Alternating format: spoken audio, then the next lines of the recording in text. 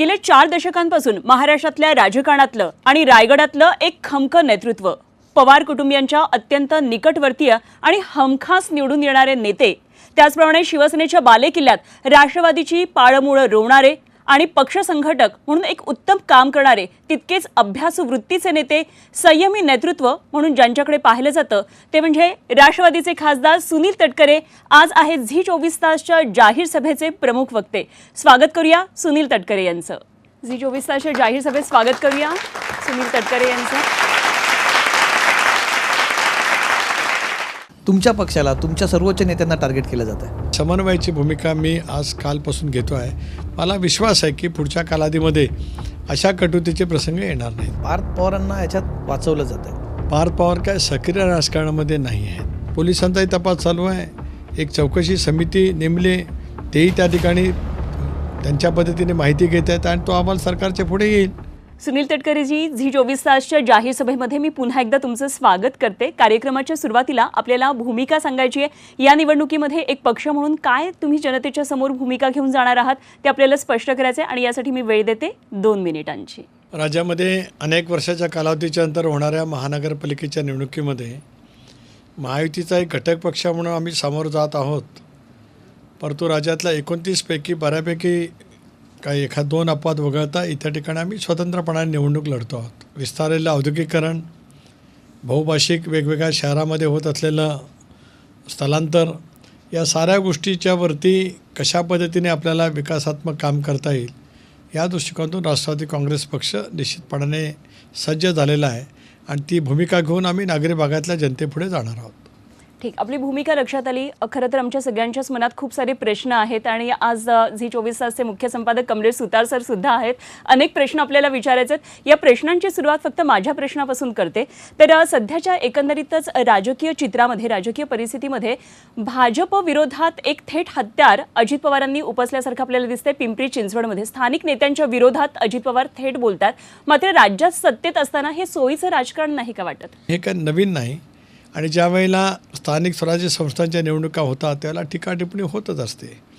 राज्यामध्ये आम्ही सत्तेमध्ये आहोत, नुकत्याच झालेल्या नगरपालिकेच्या निवडणुकीमध्ये सुद्धा अशाच पद्धतीची टीकाटिप्पणी त्यावेळेला झाली, परंतु नंतर निर्धाराने, राजकीय इच्छाशक्तीने, विचारपूर्वक आम्ही पुन्हा एकत्रित आलो। यावेळेला सुद्धा परस्परांच्या विरोधात लढतो आहोत, परंतु पिंपरी चिंचवड पुण्यामध्ये माननीय मुख्यमंत्री महोदयाने एक स्ट्रॅटेजी सांगितली सुरुवातीलाच की त्या दोन्ही शहरांच्यामध्ये 2 प्रमुख राजकीय पक्ष आहेत, एक भारतीय जनता पक्ष आणि राष्ट्रवादी काँग्रेस पक्ष। एकत्रितपणाने आपण निवडणुकीला समोर गेलो तर विरोधकांना त्याचा फायदा होईल, म्हणून आम्ही निवडणूक त्या ठिकाणी लढतो आहोत। ज्या अधिक कटुता येणार नाही याची खबरदारी आम्हाला घ्यावी लागेल, पण स्थानिक प्रश्नाची उकल या बाबतीमध्ये स्वाभाविकपणाने बोलणं किंवा प्रचारातला तो एक भाग असणं हे नैसर्गिक आहे। थेट जुने विषय उकल होण्याऐवजी ते जुने विषय उकरून काढले जातात। कालच पक्षाचे वरिष्ठ नेते असं म्हणत आहेत की सिंचन घोटाळ्याची फाईल अजून बंद झालेली नाही आहे, त्यामुळे विचार करून बोला वगैरे, अशी एक प्रकारे थेट आपण इशारा म्हणू शकतो किंवा एक प्रकारची धमकीसुद्धा म्हणू शकतो अशी दिली जातात। निवडणुका स्थानिक आहेत, पण विषय मात्र राज्य पातळीवरचे किंवा राष्ट्रीय पातळीवरचे विषय घेऊन तुमच्या पक्षाला, तुमच्या सर्वोच्च नेत्यांना टार्गेट केलं जातं आहे। मर्यादा लक्षामध्ये ठेवत किंवा भान करत प्रत्येकाने बोललं गेलं पाहिजे। ही समन्वयाची भूमिका मी आज कालपासून घेतो आहे। मला विश्वास आहे की पुढच्या कालावधीमध्ये अशा कटुतीचे प्रसंग येणार नाहीत। नाराजी व्यक्त केली आहे तुम्ही मुख्यमंत्र्यांकडे यावर? नाही, मी शेवटी ज्या वेळेला युती असते, आपण एक भूमिका घेऊन सरकारमध्ये असतो, त्याला एक समन्वयाची भूमिका ही घ्यावी लागतच असते। त्याच्यामुळे प्रदीर्घ अशी चर्चा आमचे नेते, राष्ट्रीय अध्यक्ष अजितदादांजवळ मी परवा दिवसभरामध्ये केली, त्यानंतर मुख्यमंत्री महोदयांजवळ केली। माझं म्हणण्याचा मतितार्थ हाच आहे, कारण नगरपालिकेच्या निवडणुकीमध्ये सुद्धा आपण पाहिलं तर पराकोटीची टीका त्यावेळेला झाली आणि त्याच्यानंतर निकाल लागले आणि मग नागपूरला सगळेजण एकत्रितपणाने बसले। तसं आता आम्ही ठरवलेलं की 15 तारखेला मतदान आहे, 16ला निकाल लागेल, 17ला तिळगुळ द्यायला एकमेकाशी भेटू। पण ही अडचण आहे का राष्ट्रवादीची की तुम्हाला एकदम म्हणजे तोंड दाबून बुक्यांचा मार होतोय का? तुम्हाला मनमोकळे एवढी टीका होत, तुम्हाला मनमोकळेपणाने बोलता येत नाही, तो विरोधही व्यक्त करता येत नाही? नाही, याच्यामध्ये काय म्हणजे तोंड दाबून बुक्याचा मार असं मी मानत नाही। ज्या वेळेला आपण एका व्यापक विचाराच्या आधारित युती करत असतो, सोबत जाण्याचं ठरवत असतो, त्यावेळेला काही वेळेला असे प्रसंग येऊ शकतात। राजकारणामध्ये अनेक वेळेला अशा काही प्रसंग येत असतात, त्याच्यातून संयमी भूमिका घेत समन्वयातून पुढच्याच्या भवितव्यासाठी काहीतरी वाटचाल करायची असते. सर, तुम्ही आता म्हणालात की राजकारणात भूमिका घ्यावी लागते, तशीच भूमिका तुम्ही घेतली होती आणि शरद पवारांपासून वेगळे झाला होतात. मात्र पुन्हा त्याच राष्ट्रवादीसोबत युती करण्याचा प्रयत्न झाला, तर मग आपण एकत्र सत्तेत येऊ शकतो दोन्ही राष्ट्रवादी. असं असताना मग शरद पवारांना सोडण्यामागचं कारण काय होतं? मग एक भाग आपण लक्षात घ्या, ज्या वेळेला आम्ही एनडीएमध्ये सहभागी होण्याचा निर्णय घेतला त्यावेळेला सत्तेमध्ये जात असतानाच आमच्या मूळ विचारधारासह आम्ही तो निर्णय घेतला. मी वारंवार एक स्पष्ट केले की 2014 सालापासून अनेक वेळेला भारतीय जनता पक्षाबरोबर सत्तेमध्ये जाण्यासाठी चर्चा झाली होती. एकत्रित राष्ट्रवादी काँग्रेस पक्ष असताना त्यावेळेला 2014मध्ये सुद्धा कमलेशजींना माहिती आहे, मी प्रदेशचा अध्यक्ष होतो. निकाल हाती यायच्या अगोदरच मी आणि प्रफुल्लबाईंनी भारतीय जनता पक्षाला बाहेरून पाठिंबा दिला. त्यानंतर 16मध्ये आम्ही सहभागी सत्तेमध्ये होणार होतो, 17मध्ये त्यावेळेला मी प्रदेशाध्यक्ष होतो. चर्चा अंतिम टप्प्यात आली, शपथविधीचा मुहूर्त ठरवायचा होता, पण शिवसेना सत्तेत राहील असं भारतीय जनता पक्षाच्या नेतृत्वाने भूमिका घेतली, जी राष्ट्रवादी काँग्रेस पक्षाला मान्य नाही झाली, म्हणून त्यावेळेला नाही झालं. 19मध्ये सुद्धा आपण पाहिलं तर जनतेचा स्पष्ट कौल होता भारतीय जनता पक्ष आणि शिवसेनेला. त्यांच्या जागा निवडून आल्या होत्या, ते का सत्तेवरती बसले नाहीत एकत्रित, मी त्याचं उत्तर आज देणार नाही. पण त्यानंतर 2 पर्याय होते आमच्यासाठी, भारतीय जनता पक्षाबरोबर जाणं आणि शिवसेना आणि मग काँग्रेसचं एकत्रित सरकार करणं. त्यावेळेला दोन्ही पर्यायाची चर्चा चालू होती आणि मग त्याच्यातून देवेंद्रजी आणि अजितदादांचा शपथविधी झाला. भारतीय जनता पक्षाबरोबर सत्तेत जाण्याचा विचार आम्ही ज्या वेळेला गेलो 2 जुलैला, त्यावेळेला पुरता समित नव्हता, त्याच्या अगोदरपासून 3-4 वेळेला होता, पण तो त्यावेळेला सफल झाला नाही. यावेळेला आम्ही निर्धारपूर्वक सफल केला. सर, आता युतीचा चर्चेचा मुद्दा निघाला म्हणूनच काही दिवसांपूर्वी प्रशांत जगताप आमच्या जाहीर सभेत आले होते. ते असं म्हणाले की शरद पवार साहेबांचा या चर्चेमध्ये कुठंच सहभाग नव्हता, पुण्यामध्ये ज्या पद्धतीनं दोन्ही राष्ट्रवादी एकत्र आले त्यामध्ये. तर नेमकं काय घडलं होतं, इनसाईड स्टोरी काय या चर्चेची? स्थानिक पातळीवरच्या चर्चेमध्ये पवारसाहेबांनी सहभागी व्हावं असं प्रशांत जगतापांनी म्हणणं म्हणजे साहेबांचं नेतृत्व इतकं मोठं आहे की नगरपालिकेच्या निवडणुकीच्या चर्चेत साहेबांनी असं प्रशांत जगतापांनी म्हणावं म्हणजे त्यांच्या बुद्धीचीच की वाटते मला. नाही, ते म्हणाले नव्हते या चर्चेत. पण नव्हतंच ना, ते कसं अष्टसमोत कशासाठी लागतं? ही नॅशनल लीडर राष्ट्रीय नेतृत्वाने महानगरपालिकेच्या युतीच्या चर्चेमध्ये राहावं असं बोलणं म्हणजेच साहेबांच्या इतक्या कार्यकुशलतेवरती अन्यायच आहे. हे प्रशांत जगतापांना साहेब कळले ना असं मला म्हणावं लागेल. दोन्ही राष्ट्रवादी एकत्र येण्याची चर्चा आत्ता सुरू झालेली होती मध्ये, आणि त्याच्यावरती पत्रकारांनी अजित पवारांना प्रश्न विचारल्यानंतर त्यांनी सांगितलेलं होतं की तुमच्या तोंडात साखर पडू, नक्की एकत्र येणार आहेत काय, नक्की तुमचे काय गणित आहे? एक मी वारंवार स्पष्ट केलं राष्ट्रवादी काँग्रेस पक्षाचा प्रदेशाध्यक्ष म्हणून की आम्ही एनडीएमध्ये जाण्याचा निर्णय सामूहिकरित्या घेतला, कॉन्शियसली घेतला. आमच्या मूळ आयडिओलॉजीसह आम्ही त्या ठिकाणी आहोत. जनतेने आम्हाला कौल दिला, त्यामुळे एनडीएमध्ये राहणार आम्ही, हा आमचा निर्णय अधोरेखित आहे, कायम आहे. आता त्या निर्णयाच्या अनुषंगाने काही निर्णय झाला तर आनंद आहे. आता आम्ही एक राजकीय निर्णय घेतला आहे, त्या निर्णयापासून आता आम्ही बाजूला जाणार नाही. एनडीएसोबत राहणं हा आमचा घेतलेला निर्णय, हा कायम ठेवून आम्ही राहणार आहोत. अशा वेळेला त्या निर्णयाशी सहमती असेल तरचा भाग आहे, म्हणजे जर तर मी म्हणतो जर एकत्र यायचं असेल तर शरद पवारांना NDA सोबत यावं लागेल, हीच अट म्हणजे असे या आशाने म्हटलं मी. एक असं आहे की मी वारंवार तेच स्पष्ट कमलेशजी करतो की आम्ही आज एनडीएमध्ये आहोत आणि आम्ही घेतलेल्या निर्णयाला राज्यातल्या जनतेने शिक्कामोर्तब केलं. कारण 41 जागा विधानसभेच्या निवडून आल्या 59पैकी. स्ट्राईक रेट क्रमांक 2चा राहिला, चांगल्यापैकी मतदान झालं. आता नगरपालिकेमध्ये सुद्धा चांगलं यश आम्हाला राष्ट्रवादी काँग्रेस पक्षाला मिळालं. 40 जागाच्या आसपास नगराध्यक्ष निवडून आले, 1300च्या आसपास नगरसेवक निवडून आले, त्यामुळे यश चांगलं मिळालं. आता ती भूमिका घेऊन आम्हाला 5 वर्षासाठी जनतेने कौल दिलेला आहे. अशा वेळेला विलिनीकरणाचा मुद्दा असेल तर एनडीएमधला सहभाग आहे तो तसाच राहणार आहे ना, ही अट नाही मी सांगत, मी राष्ट्रवादीची भूमिका सांगतोय. सर, निवडणुका पार पडल्या, ज्या नुकत्याच आता पार पडलं होतं, त्याच्यानंतर विरोधी पक्षातल्या एका नगरसेविकेच्या पतीची हत्या होते. आरोप राष्ट्रवादीवर केले जातात आणि तुमच्यासारखा एक शांत स्वभावी जो नेता आहे तो कसं पाहतो या सगळ्या गोष्टीकडे? घडलेली घटना अत्यंत चुकीची होती. राष्ट्रवादी काँग्रेस पक्ष म्हणून त्या घटनेशी दुरान्वय संबंध नाही असं मी ऑथेंटिक या ठिकाणी सांगतो. गोगावले असतील, त्यांचे सहकारी असतील, हे नेहमीच तुम्हाला त्या गोष्टीवर टार्गेट करताना दिसतात आहेत, काय वाटतं मला? एक असं आहे की राजकारणामध्ये टार्गेट करत असताना टार्गेट केलं जावं, कारण टार्गेट होतच असतं प्रत्येक व्यक्ती. पण कुठल्या बाबतीमध्ये काय पद्धतीचे आरोप करावेत याचं भान प्रत्येकाने ठेवलं पाहिजे. ही बाब मी अतिशय वेगळ्या पद्धतीने सिरियसली घेतलेली आहे. जे आरोप करतायत त्यांच्यावरती मी डिफॉर्मेशनची केस टाकणार आहे. लवकरच माझ्याकडनं लिगल नोटीस कायदेशीररित्या जाईल. भरत गोगावले आणि तुमच्यामध्ये अनेकदा जुगलबंदी पाहायला मिळाली आहे. महायुतीत असूनही 2 वेगळ्या टोकाच्या भूमिकाही पाहायला मिळाल्यात. तर पुढच्या काळात किंवा येत्या काळात कधी ही 2 टोकं एकत्र आल्याचं पाहायला मिळेल का?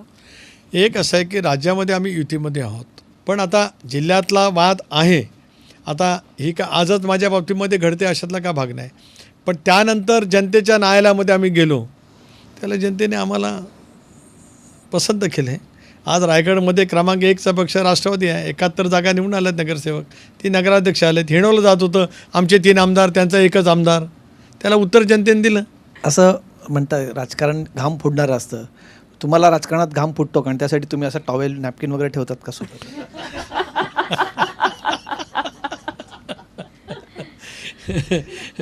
असं आहे की ज्या वेळेला आपण फिरत असतो त्याला घाम येत असतो.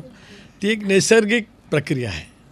पण असं काय हातात घेऊन काम करावं किंवा वागावं असं कधी मला वाटलं नाही. कारण शेवटी काही गोष्टी नैसर्गिक असतात, पण काहींच्या सवयी असतात. त्यामुळे त्या सवयीचा मी काय दोष कोणाला देईन अशातला काय भाग नाही. प्रत्येकाचे आपापलं एक असतं त्याला काय. काही दिवसांपूर्वी झी24 तासनं पुण्यातलं जमीन गैरव्यवहार प्रकरण समोर आणलेलं होतं. यावर अजित पवारांनी अनेकदा भाष्य केलेलं आहे, पण ज्यांच्यावर आरोप झाले ते म्हणजे पार्थ पवार, ते अद्यापही यावर बोललेले नाही आहेत. तुमचं त्यांच्याशी काही बोलणं झालं आहे का, किंवा ते आत्तापर्यंत का माध्यमांसमोर आले नाही आहेत? नाही, असं आहे की पार्थ पवार काय सक्रिय राजकारणामध्ये नाही आहेत. व्यक्तिगत ज्या वेळेला एखादे आरोप होत असतात त्यावेळेला त्यांनी माध्यमांच्या समोर येऊन बोललंच पाहिजे अशातला काय भाग नाही. एक बाब स्पष्टपणाने अजितदादांनी उपमुख्यमंत्री म्हणून केली, एक वडील या नात्याने केली की या गोष्टीची चौकशी त्या ठिकाणी व्हावी, दोषी असेल त्याच्यावरती कारवाई त्या ठिकाणी व्हावी. बाब स्पष्ट झालेली आहे. त्याप्रमाणे राज्य सरकारच्याकडनं विकासजी खारगे जे महसूल वन या विभागाचे दीर्घकाळ त्यांनी काम केलेलं आहे, त्यांच्या अध्यक्षतेखाली एक कमिटी आहे. पोलीस तपास त्या पद्धतीने त्या ठिकाणी सुरू आहे. FIR त्या ठिकाणी दाखल झालेले आहेत. त्यामुळे एका बाजूला ती कारवाई सुरू आहे. त्यामुळे माध्यमांच्या समोर येऊन त्यांनी काय बोलावं अशातला काय भाग नाही. शेवटी त्या तपासामध्ये आपोआपच काही गोष्टी स्पष्ट होतील. पण असं होतं ना तटकरे साहेब की पार्थ पवारांना याच्यात वाचवलं जातं आहे. ते स्वतः त्या कंपनीतले 99% भागीदार आहेत. 1% भागीदारावरती FIR होतो. शीतल तेजवानी ज्यांच्या कुल मुक्त्यार आहेत त्यांच्यावरती FIR होतो, पण पार्थ पवारांवरती FIR होत नाही. ह्याच्याबद्दल फार आम्ही ती स्टोरी लोकांपुढे मांडली असल्यामुळे आम्हाला त्यातल्या बऱ्याच गोष्टी माहिती आहेत. पार्थ पवारांवरती FIR होत नाही हे फार आश्चर्यकारक वाटतं आणि त्यांच्यावरती राजकीय विरोध असल्याशिवाय असं होऊ शकत नाही. हाच एक प्रश्न या निमित्ताने समोर वारंवार येतो आहे. मला असं वाटतं हा प्रश्न वारंवार माननीय मुख्यमंत्री महोदयांना सुद्धा विचारला गेला. अनेक वेळेला महसूल मंत्री म्हणून बावनकुळे साहेबांना सुद्धा विचारण्यात आला. त्यांनी त्या बाबतीतली कार्यकक्षा किंवा तपास या बाबतीमध्ये स्पष्टपणाचं विवेचन त्या ठिकाणी केलेलं आहे. राज्याचे मुख्यमंत्री गृहमंत्री म्हणून ज्या वेळेला या विषयावरती त्यांनी भाष्य केलेलं आहे त्यावेळेला अधिक काय मी बोलावं अशी आज काय स्थिती नाही. जो घोंगडी भिजत ठेवल्याप्रमाणे आहे की मुंबई गोवा महामार्ग कधी होणार आहे, कधी म्हणजे कोकणवासी आनंदाने प्रवास करतील. एक असं आहे की पळसपा ते इंदापूर याच्यातलं 90% काम पूर्ण झाले, 5-10% राहिले. इंदापूरपासून पुढच्या टप्प्यात इंदापूरचा बायपास, माणगावचा बायपास रखडला आहे, पण बाकीचं पुढचं काम कशेडीच्या टनेलसहित जवळपास पूर्ण होत गेलं आहे. पलीकडे संगमेश्वरपासून रत्नागिरीचा टप्प्याचं काम सुरू आहे आणि मग तळ कोकणातलं आहे. आता ज्या पद्धतीने नियोजन पद्धतीने काम सुरू आहे, मला असं वाटतं की दोन्ही बायपास हे 31 मेपर्यंत पूर्ण होतील, कारण मी स्वतःच अनेक वेळेला तिथं व्हिजिट दिलेली आहे. उरलेल्या कामाच्या बाबतीमध्ये सुद्धा लवकरात लवकर म्हणजे गडकरी साहेबांचं सभागृहात त्याविषयी सांगितलं, त्यांनी त्याच्याबद्दलचं नाराजगी व्यक्त केली, स्वतःकडे दोष घेतला, ते हतबल झाल्यासारखंही म्हटले, पण त्यांच्यामुळेच आज तो रस्ता मार्गी लागतो आहे. खरं आहे विलंब झाला याची जाणीव मला आहे, पण यावर्षी तो रस्ता 100% पूर्ण होईल. सर, राजकारणात येण्यापूर्वी तुम्ही सरकारी कंत्राटदार म्हणून काम केलं आहे, तर मग याचा अनुभव तुम्हाला कसा कामी येतो राजकारणात? एक असं की मी 75ला कॉलेज सोडलं, कारण मी फार शिकू शकलो नाही. मी PD सायन्स पास आहे, म्हणजे 11वी. आणि त्यावेळेला मी आलो त्यावेळेला एकेकाळी फार वडील 57 साली पहिल्यांदा मुंबई सोडून गेले. त्यावेळेला त्यांनी इलेक्ट्रिक त्यावेळेला नुकतीच येत होती, इलेक्ट्रिकची पोल, बसवणं, त्यावेळेला कोळशाचा व्यवसाय होता ते करता आले. त्यामुळे वडिलांचा व्यवसाय त्यावेळेला मी जवळून पाहिला, त्यामुळे मी ठेकेदारी व्यवसायात आलो. वडील 84ला वारल्याच्या नंतर मग मी माझा राजकीय सक्रियमध्ये त्या ठिकाणी आलो. पण एक खरं आहे की बांधकाम व्यावसायिक म्हणजे कंत्राटदार बघा म्हटलं तर त्याचं कौशल्य आहे. कामगारांना सोबत घेऊन काम करणं, ते उत्तम दर्जाचं करणं, एकाग्रता कामावरती ठेवणं, बिलाला उशीर झाला तरी झेलणं, आवश्यकता लागली तर लेबर पेमेंट करण्यासाठी उसनमारी करणं पण ते वेळेवर करणं, अशा अनेक गोष्टी त्या व्यवसायामध्ये येतात. त्या सगळ्याच मला त्यावेळेला कराव्या लागल्यामुळे त्याचा अनुभव चांगला येतो. आता सगळंच माणसं सोबत घेणं, त्यांचं काम त्यांच्याकडनं करणं, उत्कृष्ट दर्जात राखणं म्हणजे मग आज पक्ष एक क्रमांकाचं येणं तो दर्जाच भाग आहे. त्यामुळे असंच काही वेळेला मग आर्थिक त्यावेळेला म्हणजे व्यवसायातली इथे राजकारणातली होत असते. माणसं इथे कमी येतात, तिथं जास्ती येतात, मग ती आणखीन सोबत घेणं, पुन्हा जाणं, असं सगळं होत राहतं. त्याचा उपयोग चांगलाच आहे. तटकरेजी, सध्या महाराष्ट्रातल्या राजकीय वर्तुळात अनेक महिला नेते आहेत आणि या महिला नेत्यांमध्ये आदिती तटकरे सुद्धा येतात. या खरं तर महत्त्वाकांक्षी आहेत महिला नेत्या, त्यांना अगदी मुख्यमंत्री पदापर्यंत पण पोहोचायचं आहे. तुम्ही आदिती तटकरेंना महाराष्ट्राच्या राजकारणामध्ये कुठपर्यंत पाहता आणि काय नेमकी तुमची महत्त्वाकांक्षा त्यांच्यासाठी आहे? एक तर मी आदितीला एक सांगितलेलं की जमिनीवर पाय ठेवून आपण वागलं पाहिजे. सत्ता कधी डोक्यामध्ये न जाता जनतेचा संवाद आपण उत्तम राखला पाहिजे आणि आपल्या मर्यादेचं भान ठेवून आपण काम केलं पाहिजे. मग आपाप अनेक नवीन नवीन भूमिका आपल्याकडे चालून येत असतात. बाकी आपलं स्वप्न लक्षात ठेवून काम करणं हे करणं नाही, आपल्या कामातून आपण पुढे जायला पाहिजे. हीच माझी भूमिका आजही आहे आणि उद्या राहील. आमदार म्हणून तिचं काम होत असताना जनतेच्या प्रश्नाच्या बाबतीमध्ये कुठे कमी पडत असेल, काय अडचण आलं असेल तर सांगतोही, दुरुस्तही करतो आणि काही वेळेला का नाही टसतो. सुनील तटकरेजी, झी24 तासच्या जाहीर सभेमध्ये आत्ता आपण अनेक प्रश्नांची उत्तरं दिली. माझ्या सर्व सहकाऱ्यांच्या प्रश्नांची उत्तरं तुम्ही अगदी दिलखुलासपणे दिली. आता आपण एका वेगळ्या सत्राकडे जाऊया आणि त्यासाठी मी आमंत्रित करते माझी सहकारी श्वेताला.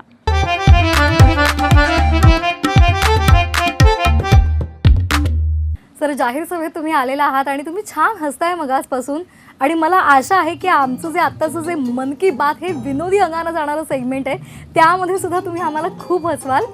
आणि तुम्ही आता जेव्हा राजकारणामध्ये असतात कधी कधी खूप हेक्टिक होत असतं, टॉक्झिक असतं वातावरणसुद्धा, अशा वेळेला कधी गाणी वगैरे ऐकतात?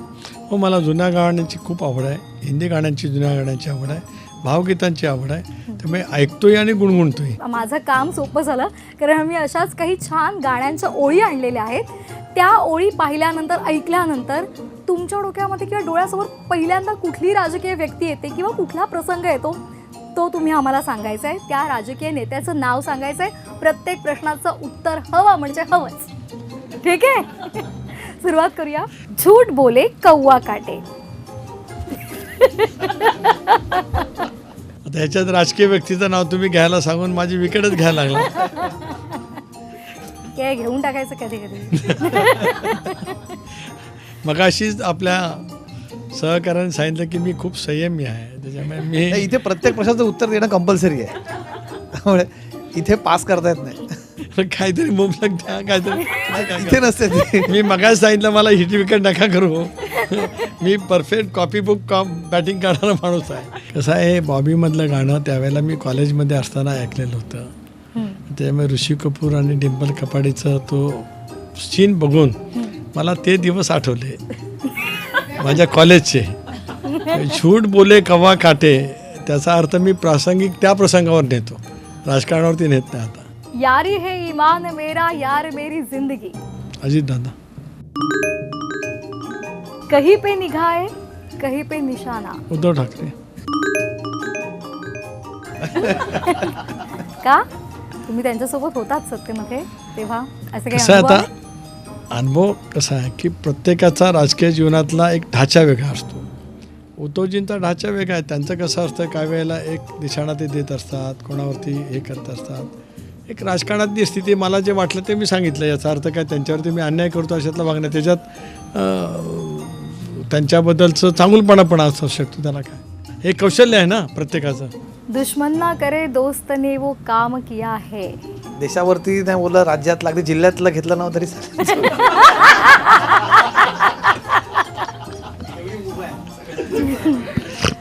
कशाला कोणाचं नाव घेऊन मोठं करू, काय करू आता. चलता है अभी क्या हे तो हर दिन ते प्रत्येक दिवसाला मी अनुभवतो. सहकारांच्या सोबत ज्यांच्या सोबत आहोत त्यांच्याकडनं होतं, म्हणजे सरकारमधल्या सहकार असं म्हटलं, भाजप नाही. दोस्त दोस्त ना रहा, प्यार प्यार ना रहा. अशी स्थितीत नसेल आलं तर मी काय सांगू. क्या हुआ तेरा वादा, वो कसम वो इरादा. वादा म्हटलं की अजित दादा एवढंच आठवतं. एवढं खरं आहे. कुछ ना कहो, कुछ भी ना कहो. आता तुम्ही म्हणाला तुम्ही सांगताय बोलू नका, पण तुम्हाला आता नाव घ्यावंच लागणार आहे. हे आता काल घडलं ते सांगतो ना, पिंपरी चिंचवड पुण्याचं. कुछ ना कहो कुछ भी ना कहो, अभी बंद करो. बुरे काम का बुरा नतीजा, क्यों भाई चाचा हाँ भतीजा. तर तुम्ही चाचा भतीजा बोलायला लागणार, मी काय बोलायचं. मग मी माझंच बोलतो, मग बाकी काय बोलतो. आता चाचा भतीजा म्हटल्यावर कुठं मला न्याल तुम्ही. तुमच्या इकडे होतं. मी म्हटलं ना माझ्याकडे घेतो म्हणून, दुसरं काय.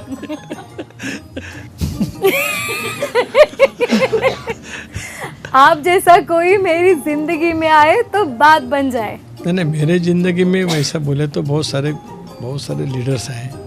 खूप असे नेते आहेत की जे मी त्यांच्या सानिध्यात गेल्यामुळे माझं राजकीय जीवन बनलं आहे. पण त्यांच्यात अनेकांचे नावं येतील. अच्छा सिला दिया तूने मेरे प्यार का. मैंने प्यारे ने कभी किया तो सला. राजकारणातलं राजकारणात. मी फार गांभीर्याने घेऊ नका गाण्यांना, आम्ही राजकारणाबद्दलच विचारतोय. तुम्ही कशाबद्दल विचारताय ते मला कळतंय. पुढच्या ओळीत यार नाही लूट लिया घर यार का, असं आहे त्याच्या पुढच्या. मुझे तो लूट लिया. हा. माझं राजकीय जीवन ज्या शांततेत चाललं ते चालू त्या जिल्ह्यात मी भोगते ते मी जो नका असं पाळी होऊन देऊ द्या. मैं हूँ डॉन. वय 71, आता आणखीन याच्यापेक्षा डॉन काय व्हायचं. 40 वर्ष जिल्ह्याच्या राजकारणात टिकून राहणं रायगडसारख्या. लौकिक अर्थाने घेतलं तर तसं आणि वेगळ्या अर्थाने घ्यायचं ठरलं तर तसं, पण मी त्यात दुसऱ्या भूमिकेत कधी वावरलोच नाही आयुष्यात, त्यामुळे काय. तर आपले गाण्यांचे बोल संपलेले आहेत आणि तुम्ही हुश म्हणून सुटकेचा निश्वास टाकला एकदम असेल. छान निश्वास टाकला. पण सर या जाहीर सभेच्या मन की बात या सेगमेंटमध्ये तुम्ही दिलखुलास उत्तरं दिली, पण तितक्या संयमीपणे तुम्ही काही प्रश्नांना बगल सुद्धा दिली. पण ठीक आहे, पुढच्या जाहीर सभेत भेटू तेव्हा मला वाटतं अवश्य तुम्ही उत्तरं द्याल. धन्यवाद. तुम्ही या मन की बात सेगमेंट अटेंड केले आणि त्याची उत्तरं दिली त्याबद्दल.